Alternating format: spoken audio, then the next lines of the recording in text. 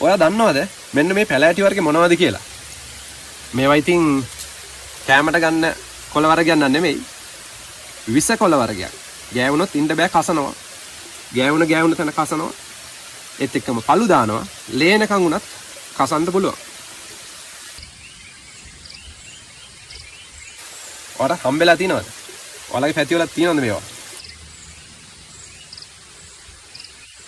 මේවා දන්නවා කියන්නේ පැටි දකින්නකොටත් ඔයාගේ ඇඟ කසනවා.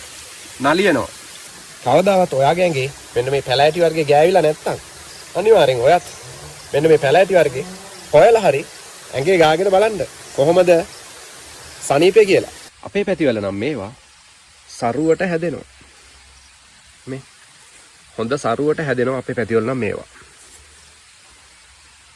ඉතින් ඔයාගේ ඇඟෙත් මෙන්න මේ පැලෑටියේ ගෑවිලා තියෙනවා නම් කවදා හරි මේවා ගෑවිලා ඉන්න බැරුව කසලා තියෙනවා නම් මේ වගේ නම දන්නවා නම් ඔයාලගේ පැත්තේ තියෙනවා නම් ලයික් එකක් කමෙන්ට් එකක් දාන්න මෙන්න මේ කසන පැලෑටිය ගැන.